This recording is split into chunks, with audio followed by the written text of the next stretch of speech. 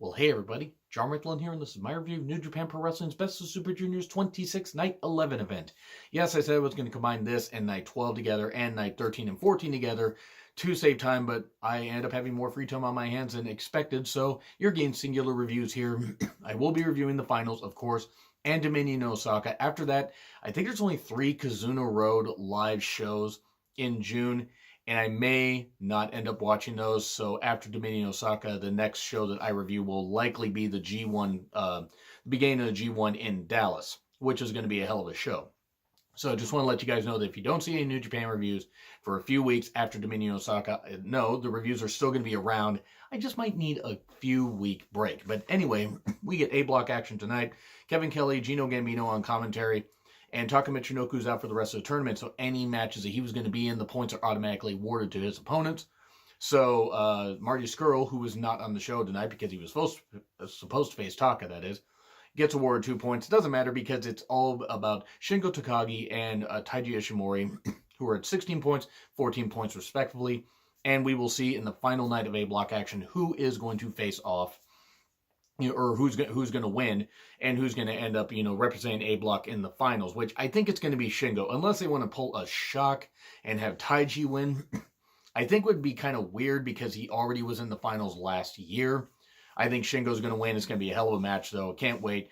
This card was very hit and miss, though. It was only 8 matches, which I don't necessarily mind. But outside of the first tag match, the rest of the undercard matches were You get Yota Tsuji and Ren Narita versus Yo and Tomohiro Ishii. Great to see Ishii back after a little bit of time off. And really, this is all about Narita and Yo. They're going to be having a match the next night. And Yota challenging Ishii. Yota wants to die early on in his career. Now, I will give Yota credit. He did a ton of great stuff. Hitting some big power moves. Taking a lot of strikes from Ishii, which would normally knock down anybody because Ishii is a goddamn tank. And there were a ton of heavy chops. Yota did do pretty goddamn well. There was a cool Boston Crab spot, and in the end, another Boston Crab from Tomohiro Ishii tapped out Yota, but Yota had a damn good showing here. So this is a fine opening match. Pretty long, too. I think it was over 10 minutes. It was about, 12, something like that, or at least it seemed like it. So nice little time for both young lions, especially Narita, who's still got a couple tournament matches left. And then we get El Phantasmo, Robbie Eagles, Gato, and Jado, who, yes, are still wrestling in 2019. I don't really think anybody wanted that, but I get why. They're basically there to take the fall. Versus Taguchi, Bandito, Juice, and Yuya Uemura. And shockingly, Yuya Uemura, a young lion, is on the winning side of a team. Yes, I know. I think he's shocked also. Yuya, by the way, with the great Bruce Lee hair. So, Eagles, Bandito, Taguchi, and Iope. It was just hype for, the respective matches that we're actually going to get. I did not look at the card, so if I got either of those matches wrong and it's flipped around with the opponents, I apologize. Yuya got beat up a bit. Taguchi got in, hit some hip attacks, and every time he went to hit a hip attack on Robbie Eagles, Robbie just screamed, which I thought was rather hilarious. Of course, in the end, everybody gets in. We get some cane usage, which gets stopped by Jado, and then left hand to God, to him, and then brass knuck usage got stopped by Juice, and then Pulp Friction to Gato, 1, 2, 3. It was fine.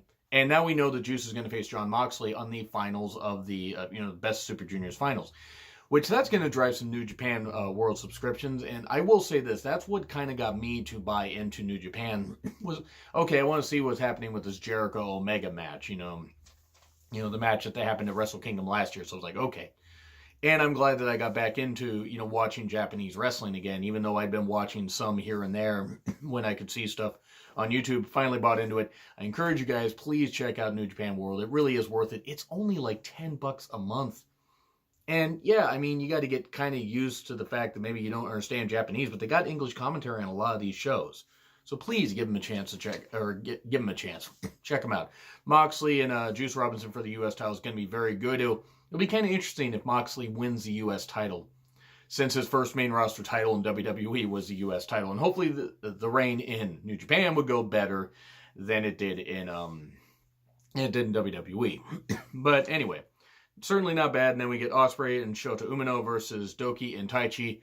I mean, gee, I wonder who the hell is going to take the pin here. Oh, geez. Oh, look at that. Shota got pinned.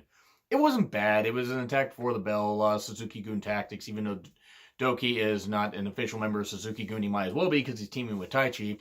Shota got beat up. Will got in, hit some good moves because he's going to be facing Doki the next night. And then, yeah, Axe Bomber clothesline from Taichi to Shota, and then a super kick, 1, 2, 3. And then Shota got beat up a bit. Will got, hit with the mic stand from Taichi and also the pipe that Doki carries around. Not a bad match. Nothing great, but nothing bad. And then we get Rocky Romero and Toa Henare versus Bushi and Tetsuya Naito. And, well, it's mainly about Bushi and Rocky because they're going to be facing off the next night, which is a match that, in particular, people are really looking forward to, myself included. Then Naito and Henare tangled. They've tangled a lot in any matches, tag matches that they've had, like where Henare's been on the opposite side. He certainly didn't do bad, but in the end, Destino pinned Henare for the 1, 2, 3. So, not bad, and it's going to be nice to see Rocky versus Bushi the next night. We then start off with A-block action, and again, since Taka's out, we only get 4 tournament matches tonight, as opposed to tomorrow, where we're going to get 5 tournament matches in B-block. And yes, I will be reviewing that. It'll probably be up a little bit later due to the fact that I need to sleep, because I'm going to be going to watch Godzilla King of the Monsters, tomorrow night. And then Ma, yes, I'm going to go watch a horror movie because that's what I do. I'm going to watch that Friday morning. So the review for the 31st will be up sometime in the afternoon. Anyway, so Sho and Teton, and great strength by both guys. Really, really impressive stuff. Some impressive dives by both, but especially Teton, just making it look easy. Sho did focus on the arm quite a bit. There was some nice submission skills shown by Teton.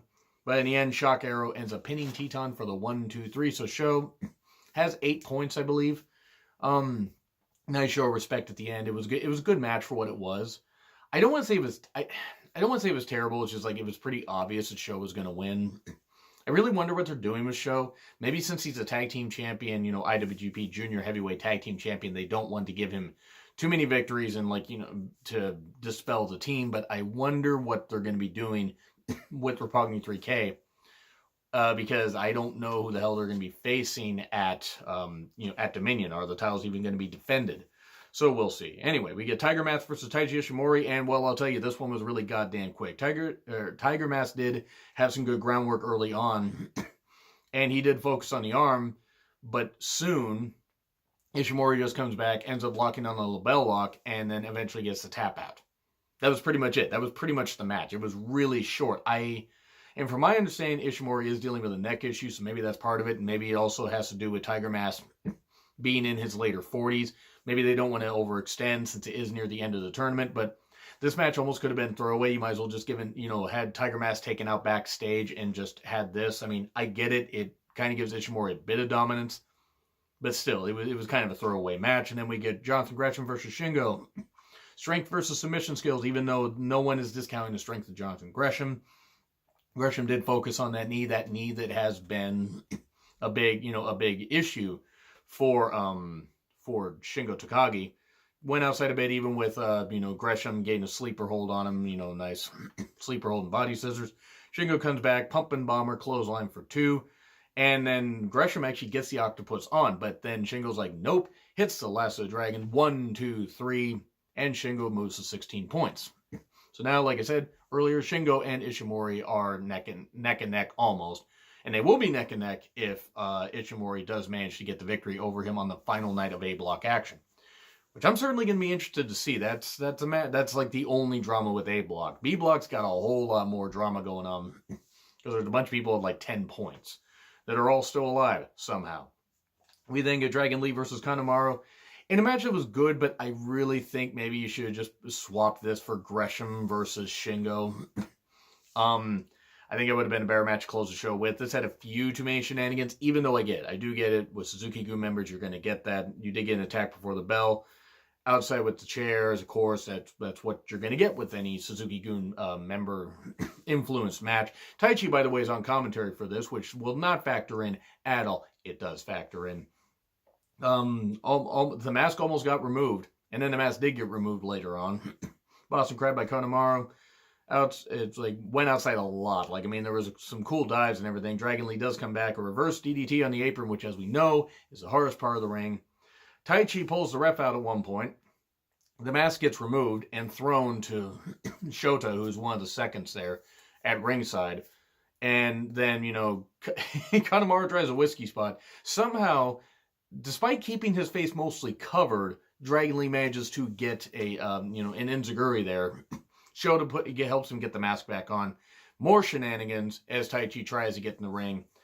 Cool knee strike with the exposed knee, and Desnukadora, at least I hope I pronounced that right, and 1, 2, 3, Dragon Lee manages to get the victory, so I believe he's at 10 or 12, I think he's at 12 points now. He's out of the running, though. He cannot possibly win the block, which is fine because it's going to be interesting to see who he ends up facing. He could end up facing Shingo, and then Hiromu comes back, and we get that match. Who knows what the fuck happens? But it was a fun show at times. A lot of it felt like filler, and you're going to get that with a lot of these tournament shows. So I'm going to say C+. I don't want that to sound like I'm knocking the people or knocking the talents at all. Some of the matches felt very throwaway. So yeah, it's worth checking out for a couple of the matches I mentioned, but a lot of it really did feel like filler. So C+. If I forget to put a poll up here, please let me know in the comments what you guys think. Anyway, agree, disagree with what I said. Who do you think is going to win B block? Who do you think is going to win A block? Do you think we're going to get Ishimori repeating in the finals, or is it going to be It's going to be Shingo. But like, share, subscribe, Twitter handle in the description. I'm John Ritlin. I will see you soon.